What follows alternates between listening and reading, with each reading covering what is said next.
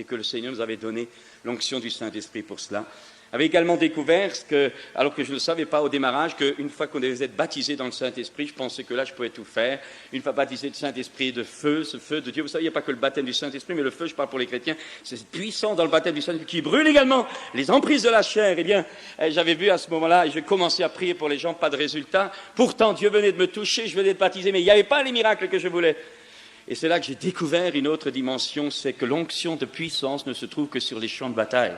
C'est dans la mesure où vous osez y aller, c'est dans la mesure où vous commencez à vous battre, et dans la mesure où vous triomphez alors sur les attaques du malin ou sur les circonstances que Dieu place dans vos vies pour en triompher, chaque victoire vous donne une onction supplémentaire.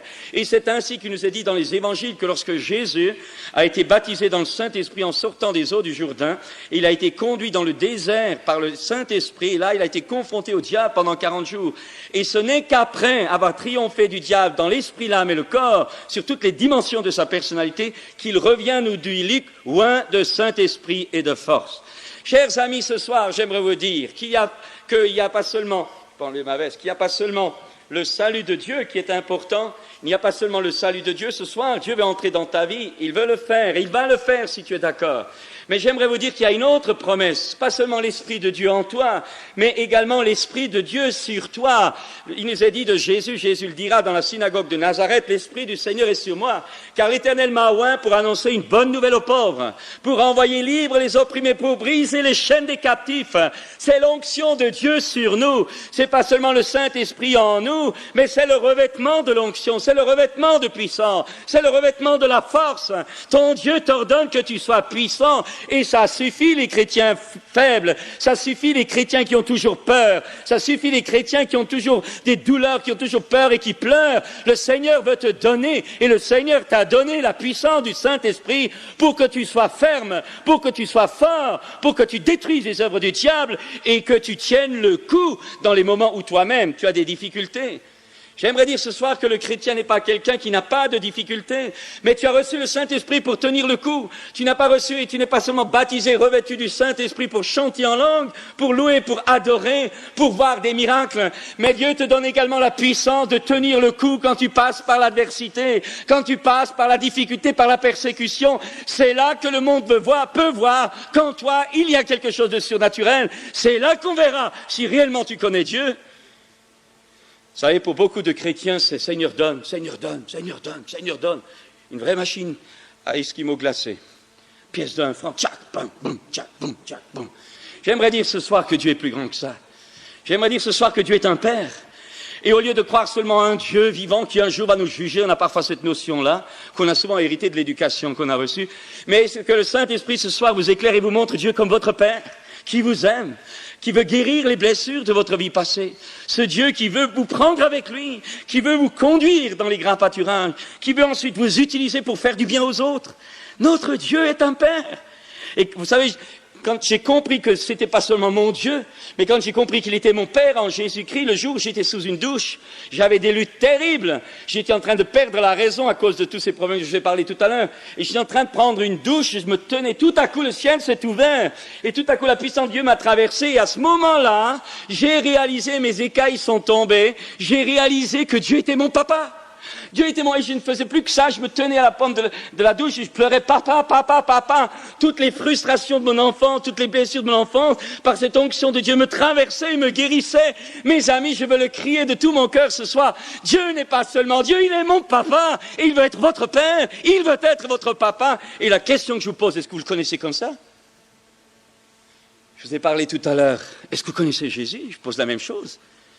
Connaissez-vous le Père?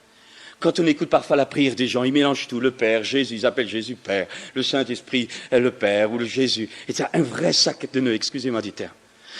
Ça montre tout simplement qu'ils ne connaissent pas la relation personnelle avec le Père, qu'ils ne connaissent pas la relation personnelle avec le Fils. Le Fils n'est pas le Père n'est pas le Fils, le Saint-Esprit n'est pas le Père ni le Fils. Ce sont les trois personnes de la divinité et le Saint-Esprit vous révélera le Père, le Saint-Esprit vous révélera le Fils, par le Saint-Esprit le Père et le Fils viennent habiter en vous. Mais vous avez cette relation avec mon Père, avec notre Père, vous avez cette relation avec le Fils par le Saint-Esprit.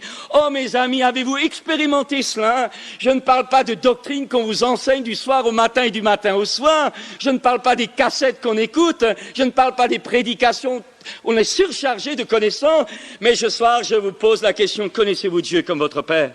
Connaissez-vous Jésus-Christ comme votre frère, le Christ, la vérité, la vie, le Seigneur, mon roi, celui que j'aime? Connaissez-vous la puissance du Saint-Esprit? Connaissez-vous la personne du Saint-Esprit? Nous sommes loin des théories, arrêtons un peu, connaissons Dieu. Oh, Dieu est bon, il est notre Père. Nous cherchons toujours à faire des choses pour Dieu, nous cherchons toujours à savoir comment motiver Dieu. Ce soir, je vous propose de laisser l'initiative à Dieu. Laissons le cœur de Dieu se manifester au milieu de nous. Au lieu que nous, on parle toujours à Dieu, laissons Dieu nous parler ce soir. Laissons l'Esprit de Dieu nous révéler le Père, montrer combien, oh, si seulement vous pouviez pendant quelques instants, si seulement le Seigneur ouvrait les yeux de votre cœur, les yeux de votre être intérieur, vous puissiez voir les battements d'amour de Dieu. Mais le Père est un cœur de feu. Pouvez-vous réaliser ce que l'amour que Dieu peut avoir pour vous? Parce que ce n'est pas seulement l'amour de Dieu, c'est l'amour du Père céleste. C'est un amour brûlant. La Bible dit que Dieu est un feu dévorant, mais que le Saint-Esprit, de la part de Dieu, que le cœur du Père est un cœur brûlant d'amour. Je me rappelle, c'est démoniaque. Personne, au moment d'imposer les mains, commençait à bouger, pas moyen de supporter cette imposition des mains. Et puis tout à coup, manifestation démoniaque. Les mains brûlantes, on avait les mains brûlantes tellement l'onction était forte, des mains de chaleur incroyable. Et j'entendais ça, et on entendait cette voix de démon qui disait « Enlève les mains, je ne peux pas supporter, c'est chaud, c'est chaud, c'est chaud, c'est chaud, c'est chaud !» Un cri, il est parti. Savez-vous que les démons ne peuvent pas supporter l'amour brûlant de Dieu? Connaissez-vous la chaleur de Dieu? On parle du feu de Dieu. Connaissez-vous la chaleur de ce feu? Je ne dis pas croyez-vous, ça c'est de l'intellectualisme. Ce soir, je voudrais vous inviter à connaître Dieu. Pas en parler, le connaître. Parce que quand vous le connaissez, alors il se manifeste en vous. Et alors quand vous en parlerez, vous ne serez pas simplement des copieurs, vous serez des distributeurs de ce qui est en vous. Mes amis, notre génération a besoin d'hommes, de femmes. Et je vais faire un appel ce soir, tout à l'heure encore. Je cherche des jeunes ce soir, qui veulent sortir des ornières de tout ce qu'on peut peut-être concevoir. Et je voudrais ce soir vous dire que Dieu cherche des hommes, des femmes, des jeunes gens, des jeunes filles qui ont le courage d'aller à contre-courant. Pas des mauviettes, pas des femmelettes, des gars et des filles qui ont le courage de leurs opinions, qui ont le courage d'aller à fond, qui ont le courage de se donner à fond. Ça en vaut la peine. Des hommes et des femmes que Dieu pourra utiliser pour se les prendre, les placer dans l'arène de ce monde, les livrer publiquement en spectacle. Et ces jeunes gens, ces jeunes filles, ces hommes, ces femmes seront la clé de la puissance du royaume de Dieu qui vient. Ce soir, je te propose d'aller plus loin. Je ne dis pas que l'enseignement est mauvais, c'est pas ce que je veux dire. Je veux simplement vous dire, si ton expérience ne suit pas ton enseignement ou ne la précède pas, tu n'as pas en toi ce que tu crois. Tu l'as ici, mais ça n'a pas de vie en toi. Et les choses de Dieu sont esprit et vie. Et ce n'est seulement que si tu les as reçues que tu peux les donner. Sinon, tu es un perroquet, sans force, sans capacité de donner. Tu peux donner beaucoup de paroles, vous pouvez faire une belle musique, vous pouvez tout faire. Mais ce que notre monde a besoin, ce n'est pas seulement, il faut faire de la bonne musique, pas seulement ce que notre monde a besoin, c'est de Jésus, Jésus vivant. Car en lui, Dieu nous donne tout pleinement. Je continue quand même. Il y a, si vous voulez, c'est à partir de ce moment-là, vous voulez que j'ai appris, je viens de dire que Dieu cherche des hommes et des femmes qui ont le courage d'aller à contre-courant, qui ne s'habillent pas comme tout le monde, qui ne parlent pas comme tout le monde, qui n'ont pas les mêmes loisirs que tout le monde, des gars et des filles à part. On ne sait plus reconnaître un chrétien d'un inconverti dans beaucoup de choses. Et à ce moment-là, si vous voulez, c'est là que ça a été, si vous voulez, l'apprentissage dans ma propre vie. J'étais à l'armée, je faisais mon service sur Citerre, et là, Dieu m'a appris à être rejeté par tout le monde à cause de ma foi. Comme j'étais surveillant général, il m'a confié des responsabilités. Alors les gars voulaient que je les porte présents, voulaient que je fasse du matériel en douce, etc. Je refusais. Je disais, je mens pas, je vole pas, je suis chrétien, pas question. Toute la caserne ado. Et je dis, c'est ça ton témoignage? Et puis 6 mois après, comme ça, pendant 6 mois, ça a été dur. Oh, celui-là, c'est un faillot, un lèche-botte, etc. Vous savez, c'est pas marrant. Il disait, mais c'est ça le témoignage chrétien, t'as tout le monde ado. Et puis un jour, on m'a appelé et on m'a dit que voilà, qu'il fallait que je fasse les études d'armes spéciales. Ils m'avaient sélectionné, j'étais sorti ma jour de ma profession, pas parce que j'étais plus intelligent, parce que les autres s'en fichaient. Moi, j'étais chrétien, je donnais mon témoignage, alors j'étais sérieux. Alors, on a voulu me mettre dans les armes spéciales, faire des études spéciales. Là, j'ai refusé. J'ai dit que plus tard, je serais prédicateur et qu'il valait mieux qu'il garde cet argent pour quelqu'un d'autre, mais que moi, en tant que guerre, je ne me sentirais pas. Je laisse la liberté aux autres, mais moi, en tant que guerre, je ne me sentais pas libre de porter des armes. Je voulais servir ma patrie, mais pas par les armes, toute autre chose. Et je dis que je n'en faisais pas une loi pour les autres, mais c'était la direction que Dieu m'avait donnée. Et alors on m'a menacé, je venais de me marier, on m'a dit si vous ne l'acceptez pas, on a besoin d'un certain quorum de responsables, vous partirez en bataillon opérationnel. Vous savez, c'était le chantage, je me séparais de ma femme, et puis bing, vous me partir en opération. On vous donne 3 jours pour réfléchir. Au bout de 3 jours, on m'a appelé, alors vous avez décidé. Pendant ce temps, toute l'église priait. Eh bien, je dis non, c'est pareil, je refuse. Vous aurez de nos nouvelles. Et puis alors, il y a eu, vous savez, Dieu choisit toujours un homme au bon endroit, au bon moment. Il y a un lieutenant qui m'avait apprécié, qui a intervenu, qui a fait partir un autre à ma place. Et à partir de ce moment-là, sans le grade, j'avais toutes les fonctions. Mais ça, c'est su dans toute la caserne. Et à ce moment-là, on a su que j'avais refusé au risque de partir en bataillon d'opération. Et alors, à partir de ce moment-là, tout le cœur des gens a changé. Et à ce moment-là, les jeunes sont venus à l'église, etc. Là, on peut témoigner.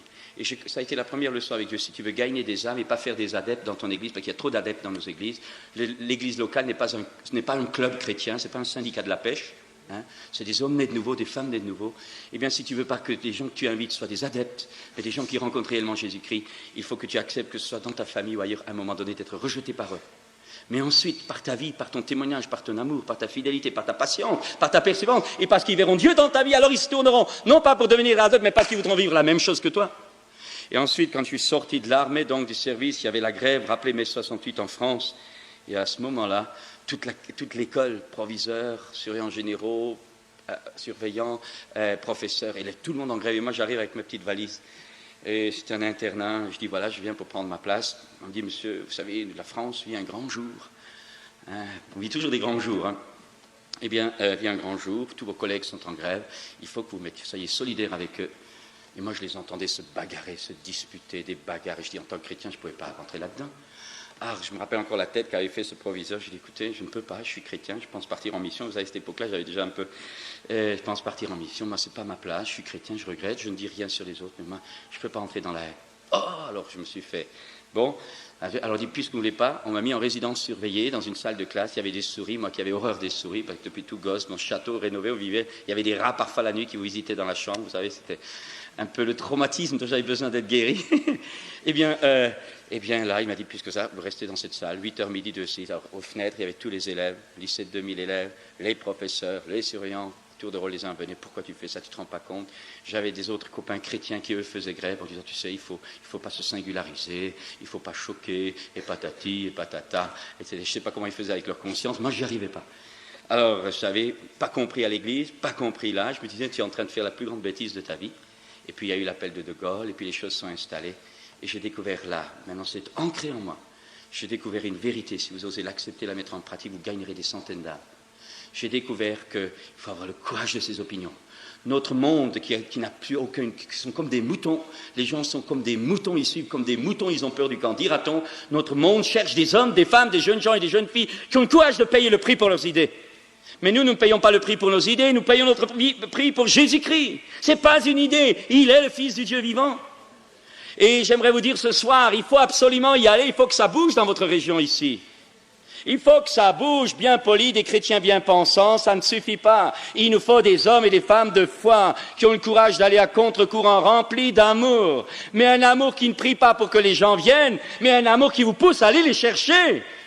Jésus n'a jamais dit prier pour qu'ils viennent, Jésus a dit allez, allez, allez, allez. Et nos chrétiens ont besoin de bouger, parce que Dieu travaille au travers de nous. Nous prions pour que Dieu fasse le travail, alors qu'en réalité, Christ est la tête et c'est au travers de nous qu'il fait le travail. Et ton Dieu t'ordonne ce soir, et c'est dans la parole de Dieu, ton Dieu t'ordonne que tu sois puissant. C'est un ordre. Moi, je ne comprends pas les chrétiens qui sont égoïstes, qui vivent que pour eux, qui s'amassent de l'argent pour l'éternité où il faut attendre qu'ils meurent pour qu'ils fassent un don à l'église. Je ne comprends pas. Je ne comprends pas. À tel point que Dieu est obligé de les faire mourir pour qu'ils puissent donner un peu à l'église. Vous n'êtes pas comme ça en Suisse. Hein. Et alors, ça a été, je disais tout à l'heure, le saut dans le vide. Vous savez, dans les choses de Dieu, il y a un moment donné, il vous faut sauter dans le vide. Pour dérider 2 minutes, peux raconter que certains la connaissent, je me raconte souvent parce qu'elle est très claire, l'histoire de la brouette. Un jour, ça se passe en Amérique, ça ne se passe pas en Suisse, ni en France, mais en Amérique. Là, il se passe beaucoup de choses. Alors, un cascadeur avait suspendu un câble très long, 50 mètres carrés au-dessus d'un fossé, et il avait ameuté tout le monde, jour J, heure H, vous allez voir le super, marcher en équilibre sur un câble au-dessus d'un abîme. Alors, vous savez, les gens friands, ils étaient tous là, et voilà mon bonhomme, marche avec sa câble, son perche d'équilibriste, il m'avance, 50 mètres aller, 50 mètres retour, tout le monde applaudit, c'est incroyable combien on applaudissons maintenant. Alors on applaudit, tac, et puis il prend son micro, il dit, vous croyez que je peux le refaire? Et tout le monde dit oui, oui, et il recommence, Jack fait un peu palpiter la foule, 50 mètres aller, 50 mètres retour. Alors là, c'est l'apothéose. Il reprend son micro, et il dit, vous croyez que je peux le faire avec une brouette? Une brouette, ça, on n'a jamais vu. Une brouette, vous croyez que je peux le faire? Ben vas-y, on va voir. Alors il prend une brouette, sur laquelle il avait enlevé le caoutchouc de la roue, il pose la roue sur le câble, et il avance. À la place de la perche, il avance, voilà. 50 mètres aller, 50 mètres retour. Alors là, imaginez la frénésie pire qu'au mondial. Et puis, il reprend son micro. Et il dit, vous croyez que je peux le refaire? Et tout le monde lui dit, oui, oui, vas-y, vas-y. Il dit, qui c'est qui veut monter dans la brouette? Il n'y avait personne. Mes amis, mais c'est ça. Je voudrais te dire ce soir, je ne veux pas vous tromper. Tout à l'heure, je ferai un appel, soit que vous donniez votre vie au Seigneur, soit peut-être, quand le Seigneur conduit, un appel pour la vocation, pour que Dieu inscrive ce que vous avez peut-être déjà au fond de votre cœur, mais que ça devienne esprit et vie, soit pour une maladie. Je voudrais vous dire, vous êtes un peu, il vous faudra bouger. Si vous ne bougez pas, vous ne pourrez pas reprocher à Dieu. Mais si vous osez bouger, et entrez pas dans ma brouette, pas dans notre brouette, mais dans la brouette de Dieu, alors vous verrez la gloire de Dieu. Mais si vous ne bougez pas, vous n'aurez rien. Je n'y peux rien, c'est pas moi, il faut discuter avec Dieu. Laissez ce soir, laissez Dieu être Dieu. C'est le problème, on veut canaliser Dieu avec nos structures mentales. Alors, c'est structure suisse, c'est pas, vous avez différents cantons, nous, c'est structure alsacienne, lorraine, méditerranéenne. Dieu, mais ce soir, je voudrais vous dire, laissez Dieu être Dieu. Et soumettez-vous, et vous verrez la gloire de Dieu. Vous savez, un jour, un prédicateur est passé dans notre église, et puis, c'était un Australien, et puis tout à coup, il commence à faire des gestes sur un malade. Ma théologie, elle en avait pris un coup. Quand tu voyais ça, je dis, mais il fait comme un guérisseur, ce bonhomme-là. Et il y avait un jeune dans l'église qui se levait, vous savez, il y avait toujours des gens qui sont super défenseurs de la doctrine, sainte et pure. Qu'est-ce que vous avez fait là? Boum, boum, boum, boum. Heureusement que le frère, il était recommandé, je savais qui c'était, mais je sentais qu'il y avait quelque chose qu'il y avait là à découvrir. Alors le frère, il a dit, quand Jésus a craché par terre, qu'il a pris de la boue, qu'il l'a mis sur les yeux, qu'est-ce que vous auriez fait? Si maintenant je crache par terre, ou que je crache sur l'œil de quelqu'un, qu'est-ce que vous allez faire? On peut commencer? Mes amis, je suis convaincu que tout vrai Suisse que vous êtes, vous allez sauter. Il n'y a qu'à regarder, comme ça bagarre parfois quand il y a des choses parfois qui nous interpellent. Et les Français, on est pareil. On a tout dans la tête. Des structures mentales, des structures théologiques, des structures spirituelles. Et alors il dit, mais Jésus a fait de la boue, c'était jamais marqué dans la Bible, il l'a fait. Une autre fois, il a mis de la salive. Une autre fois, il a dit à Pierre, va à la pêche. Il l'a fait. Et il a voulu nous montrer que nous avons des structures. La Bible parle imposition des mains, alors on fait imposition des mains et on ne bouge plus. Hier soir, c'était au Landron, prier pour des gens, et il y avait plusieurs qui avaient des problèmes de scoliose, des problèmes de bassin ou des trucs comme ça déformés. Et il a dit que c'est vrai que Dieu guérit. Alors, personne ne s'est avancé, on a vu, tout le monde a vu, il y avait des gamins qui étaient là, ils ont vu le miracle, les mains se redressaient, etc. On a vu aussi quelques délivrances, je crois. Alors à un moment donné, la foi, alors quand les gens ont vu, la foi était là. Et à un moment donné, il y avait une personne devant, alors d'abord on a commencé comme ça, il y a une personne pour qui on priait, qui avait justement des problèmes de douleur au rein, etc. Elle attendait que je prie, je dis maintenant c'est plus moi qui prie, c'est vous qui parlez à votre jambe. Ceux qui étaient là-bas hier soir, vous avez pu le voir, eh bien, et au moment, alors, vous savez, timidement, Jésus, au nom de Jésus, Seigneur, fais que la jambe ça va. Je dis non, vous parlez à la jambe. J'ai dit non, vous parlez à la jambe. Alors, au nom de Jésus, tu avances. Au nom de Jésus. Et ma Dieu a pitié des petites fois, la jambe s'est avancée de la vue de ses propres yeux. Et ensuite, on n'a plus eu besoin de toucher. L'autre cas, alors, on disait maintenant, vous ne touchez plus, vous parlez à ce bras-là. Et elle disait au nom de Jésus, tu avances. Et on voyait le bras s'avancer, la colonne vertébrale se remettre en place, etc. C'est la foi, ça se construit, ça ne vient pas tout seul. C'est pas là-dedans, c'est dans nos tripes. Vous comprenez, c'est la foi du cœur. Nous sommes surchargés de connaissances. Mais alors, question de foi, il n'y a pas grand-chose. Parce que la vraie foi, c'est au fond de nous, qui te fait sauter dans le vide, qui te fait bouger. Et ça, parce qu'à ce moment-là, tu sais ce que tu crois. Et tu y vas, mais il y a le risque, il faut sauter dans le vide.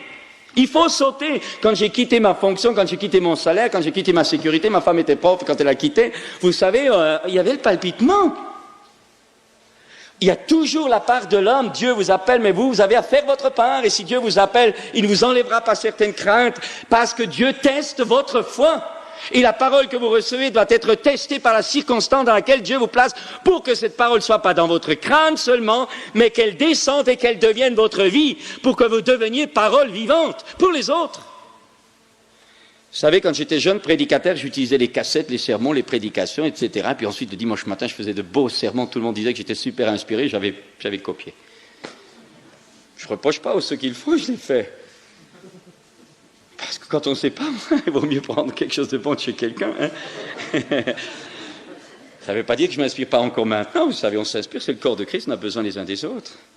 Mais c'est tout à fait différent quand vous l'avez en vous. C'est différent de dire à un démon, je te chasse au nom de Jésus que Paul prêche, ou je te chasse parce que c'est moi qui commande ici. Et c'est nous les chrétiens qui commandons là où nous sommes. Parce que là où nous sommes, c'est le royaume de Dieu. Et ce soir, tu peux être libéré parce que le royaume de Dieu est là. Ce soir, tu peux être délivré parce que le royaume de Dieu est là. Ce soir, tu peux être sauvé parce que Dieu est là. Jamais aucun d'entre nous ne pourra contester avec Dieu, reprocher quelque chose à Dieu. Ce soir, tu peux recevoir ce que tu as besoin. Pas forcément ce que toi tu veux, mais ce qui est juste, honorable et bon pour ta vie, car Dieu est bon pour toi. Alors, écoutez, je vais encore dire ceci, c'est à partir de ce moment-là que, si vous voulez, après ce petit cheminement, que Dieu a commencé à œuvrer. On a ouvert première église, une maison communautaire, on fait des conventions, ensuite on a ouvert la radio, ensuite on a ouvert l'école biblique, ensuite on a été transplanté littéralement en mission. Un vieux serviteur de Dieu, qui était très malade, avait été rapatrié, m'a appelé sur son lit d'hôpital, à l'hôpital de Valence, et m'a dit que Dieu lui avait parlé cette nuit, qu'il fallait qu'il prenne du recul et qu'il laisse la présidence de la mission. Et là, nous n'avions pas de sous, nous avions des problèmes pour ouvrir nos différentes églises en France. Et là, je me suis retrouvé à Bangui, un stade, des gens, les anciens, demandant de prendre le relais, pas rassurés, il fallait envoyer des véhicules, il fallait ouvrir une école, il fallait faire ceci, il fallait faire cela. Ensuite, c'était le Tchad. Nous avons également une école chrétienne, l'orphelinat, 70 églises, des centres, des jeunes, etc. C'était trop, apparemment. Et là, mais quand j'ai vu tout ce monde et que on ne pouvait pas, ils avaient vraiment besoin, on ne pouvait pas les laisser. J'ai dit oui. J'ai dit qu'est-ce qu'il va dire mon conseil quand je rentrais. Quand je suis rentré à Grenoble, tout le conseil était d'accord, mais personne n'avait d'argent. Vous avez remarqué? Les gens qui sont d'accord avec vous, c'est ceux qui n'ont pas d'argent. Ceux qui ne sont pas d'accord, c'est ceux qui ont l'argent. C'est comme ça, je ne sais pas pourquoi, mais c'est comme ça. Et alors, mais à partir de ce moment-là, j'ai vu les miracles. J'ai vu le miracle. Il fallait envoyer d'urgence un véhicule. Vous savez, les véhicules Toyota 4x4, c'est des grands trucs, c'est pas comme chez nous en Europe. Il fallait envoyer des missionnaires, il fallait ouvrir l'école biblique, il fallait donc nourrir, il fallait faire toutes sortes de choses, pas parler ici, acheter des concessions pour les trucs. 15 jours comme ça, je dis Seigneur, qu'est-ce que je vais faire? Et eux qui téléphonaient, il fallait envoyer tout de suite dans les 15 jours, il fallait qu'un jeune couple s'en aille, etc. Et c'est à partir de ce moment-là que j'ai vu le miracle. Sans jamais demander de l'argent, une personne m'a accroché. Le jour où j'étais dans le stade, à Bangui, où je me jetais à l'eau, en France, Dieu parlait à quelqu'un, et cette personne me dit, voilà, il y a 15 jours, par là ou 3 semaines, j'avais fait un héritage, et elle m'a dit, il y a quelque temps, Dieu m'a parlé, il disait, j'ai fait un héritage de ma tante, je l'ai mis en banque depuis des années, et j'attendais de savoir quand le faire, et il y a 15 jours, Dieu m'a parlé, il m'a dit de donner cet argent exclusivement pour l'Afrique. C'était le jour où moi, sur le stade, je disais oui. Et à ce moment-là, on a eu le premier argent, je crois, cette personne a donné en francs français 370 000 ou 400 000 francs, et encore d'autres, etc. Une seule personne. Et là, j'ai découvert ce que moi, j'aurais jamais pu penser, que lorsque vous êtes dans la volonté de Dieu, l'œuvre de Dieu procure par elle-même le secours dont vous avez besoin. Et puis après, ça a été les autres églises qu'on a ouvertes. Je ne veux pas trop parler de moi. Je peux simplement dire une chose. Et à partir de ce moment-là, Dieu a commencé. Nous venions de goûter à la puissance de Dieu. Maintenant, c'était au brisement de Dieu. Je me suis retrouvé une fois, je vous raconte encore cette soirée-là. Je me suis retrouvé une fois en Afrique, dans une localité, et une de nos jeunes, partie en équipe, elle était là-bas, et c'était aussi à Bangui, et nous avions fait le tour de la brousse, et puis le dernier soir, j'avais vu une des jeunes rigoler, faisant une plaisanterie sur un aspect de la culture africaine. Et j'avais vu, nous, on n'avait pas fait attention, vous savez, nous, quand on transforme souvent, les Français, on est invivables. Et quand je me suis retourné, j'ai vu le jeune évangéliste africain être blessé. Et j'ai compris à ce moment-là qu'elle avait fait une bêtise. Je l'ai regardée, elle s'est tue dans le car, quand on est rentré à table, je l'ai dit à tout le monde, vous venez pour parler de l'amour de Dieu, vous êtes en train de blesser des gens par vos plaisanteries idiotes. La fille s'est mise à pleurer, et à ce moment-là, l'onction de Dieu est descendue sur la table. Et nous voilà tous, ce n'était pas prévu, en train de pleurer à table. J'ai demandé à un frère africain de chercher, d'inviter tous les responsables, hommes et femmes de la ville. Nous avions à cette époque-là 15 églises, maintenant il y en a 50 dans la ville. Nous avons 200 églises au Centrafrique. Vous savez, ça fait boum, c'était le réveil. Eh bien, j'ai dit, invite-les à venir. Et voilà, l'après-midi, tout le monde, et Dieu m'avait parlé pendant ce repas, pendant qu'on pleurait. Tout le monde était là, à peu près 200 personnes. J'avais dit aux filles de préparer des bassins avec de l'eau. Et puis, on était tous assis, toute notre équipe était là. Et puis, les responsables étaient là. Alors, j'ai parlé de Daniel qui intercédait, qui demandait pardon pour le péché de ses pères. J'ai parlé de Jésus qui lavait les pieds de ses disciples pour montrer l'esprit de serviteur. J'ai parlé également d'expériences que j'avais vécues avec Jeunesse en Mission au Japon, quand j'ai vu des Australiens demander pardon à d'autres, et quand j'ai vu des Coréens du Nord demander pardon à des Coréens du Sud, quand j'ai vu des Français demander pardon à des Allemands et des Allemands demander pardon, et aussi demander pardon pour leur père. J'ai raconté tout ça, etc. Et puis quand j'ai eu fini, j'ai demandé à toute notre équipe de se lever, et je dis maintenant nous sommes là devant vous, et tous nos amis africains, nous sommes là devant vous, et nous voulons vous demander pardon. L'autre jour, il y a une de nos jeunes qui a fait une plaisanterie complètement bête.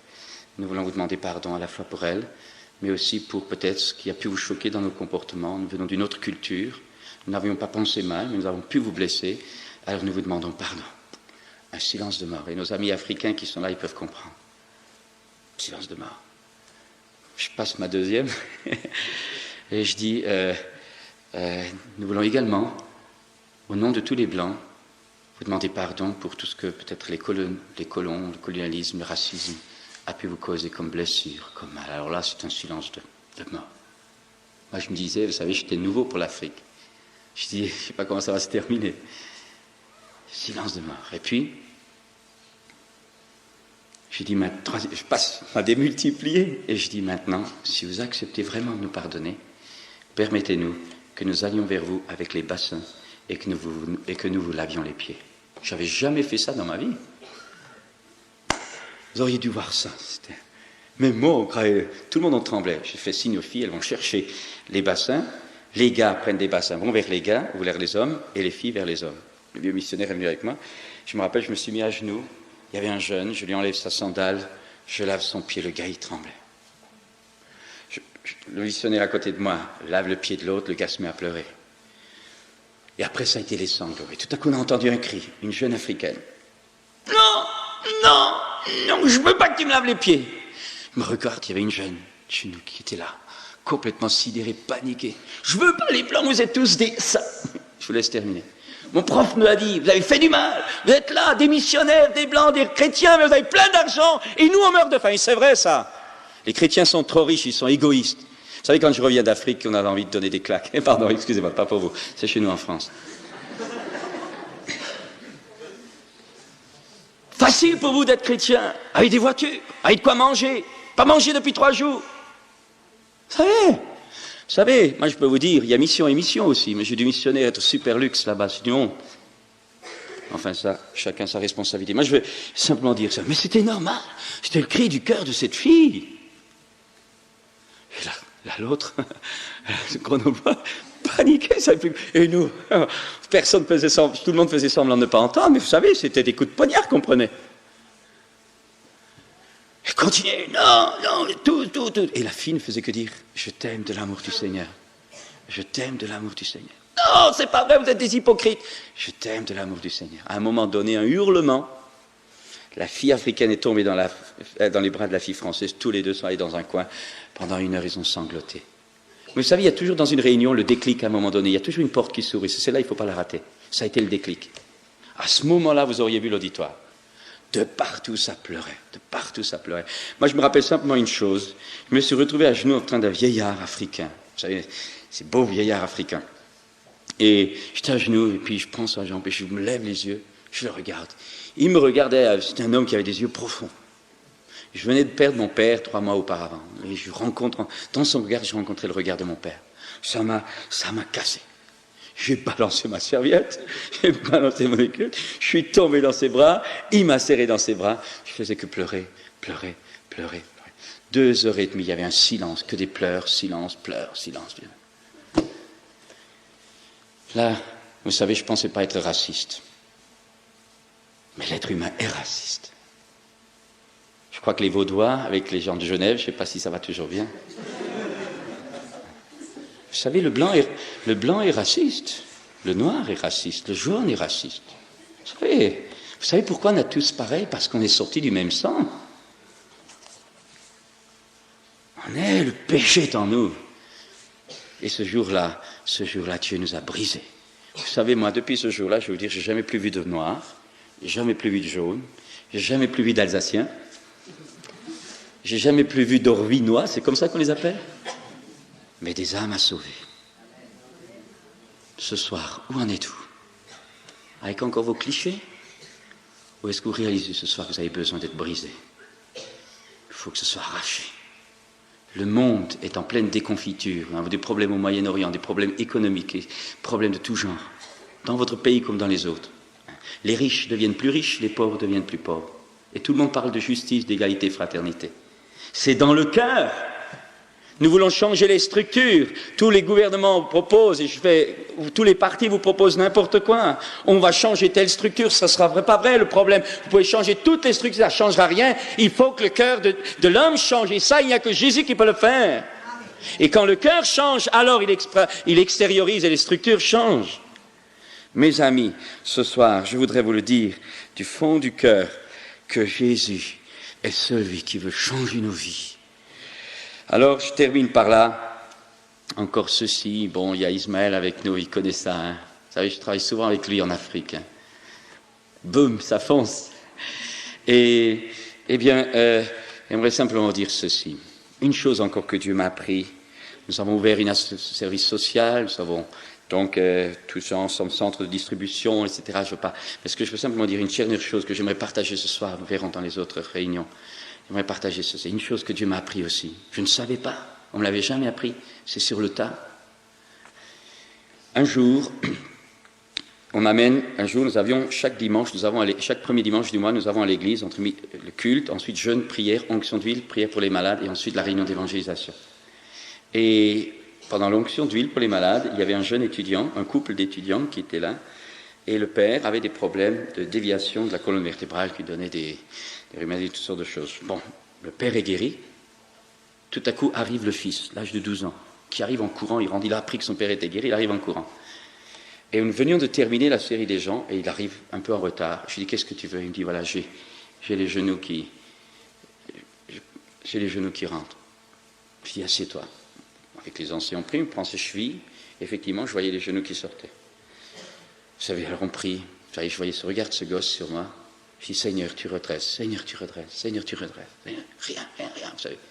Ce qui était terrible, ce n'était pas seulement que les genoux ne se redressaient pas, c'est le regard de cet enfant. C'est dingue, un enfant qui espère en Dieu, vous savez. Terrible. J'étais une fois moniteur de colo. Dans notre camp, nous avons des camps d'enfants. Il y a des années en arrière, j'étais moniteur. Et je suis une fois perdu à 3000 mètres dans les montagnes pour chercher des édelweiss. Je ne sais pas pourquoi ces fleurs sont là-haut.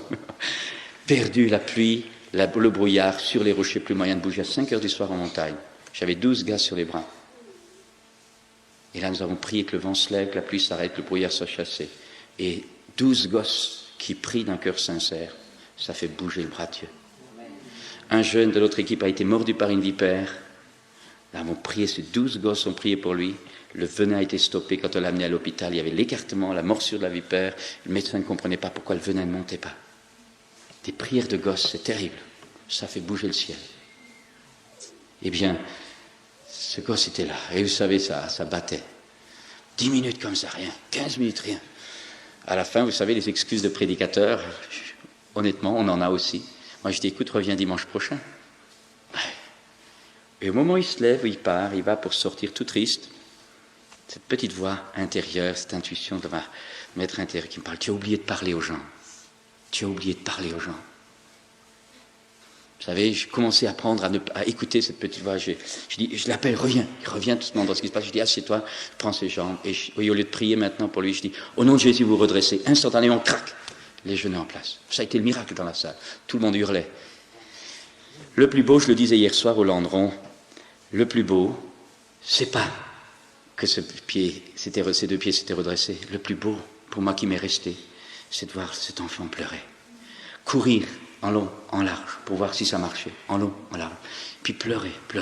Renifler, vous savez comme font les gosses. Et puis dire toujours, il m'a guéri. C'était tellement fort qu'il pleurait. C'est le plus beau souvenir que je garde. J'ai appris une leçon.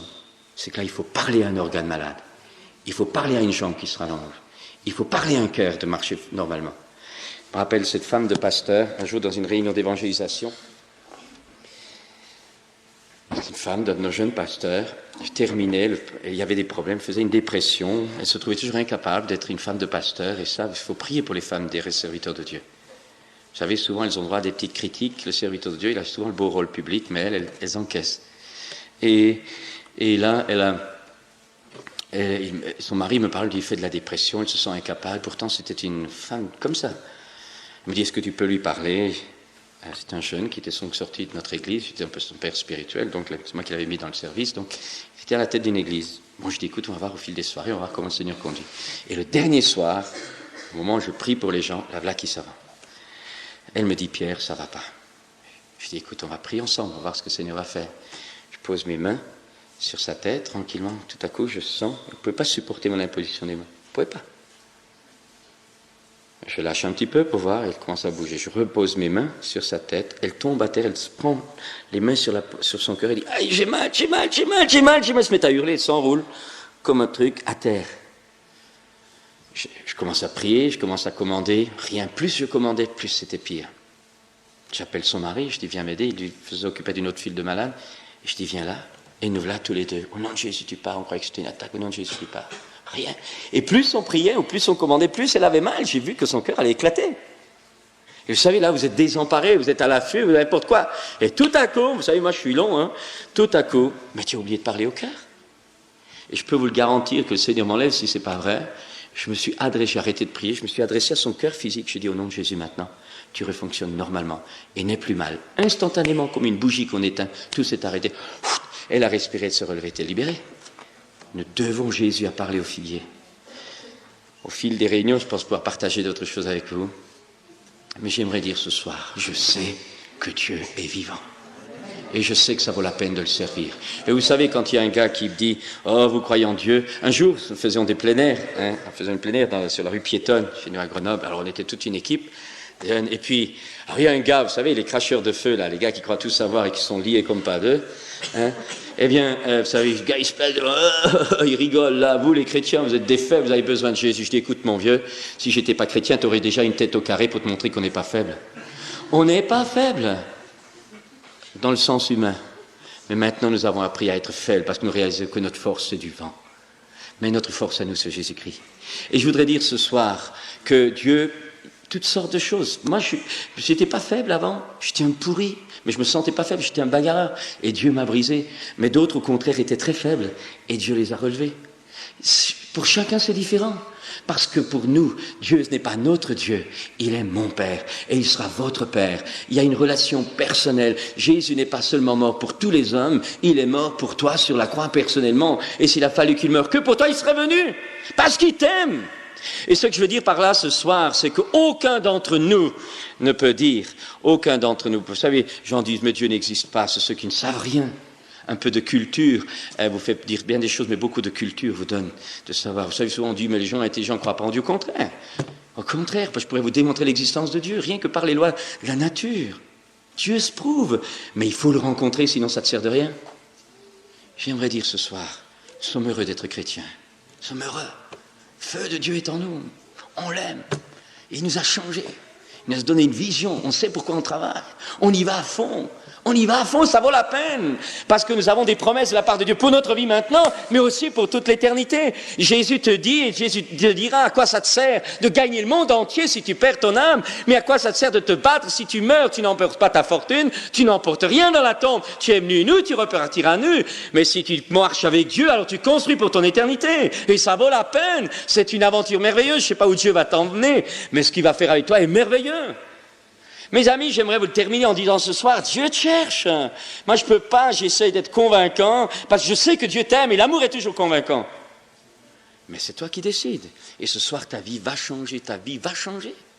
Et tu sauras que tu es enfant de Dieu, tu le sauras, tu le sauras, tu le sauras, parce que l'amour de Dieu sera au fond de toi, répandu dans ton cœur, par l'Esprit même de Dieu, et non pas par un lavage de cerveau.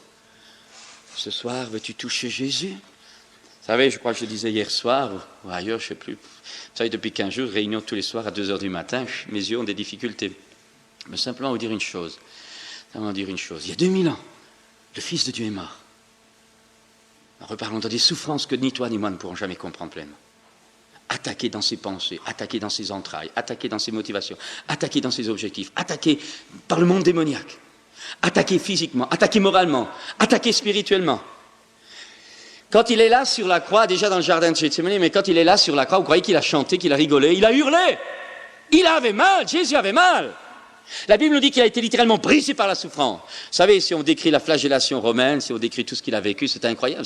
On se demande comment il a pu tenir. Il y a un ange qui a dû le fortifier dans le Gethsémani.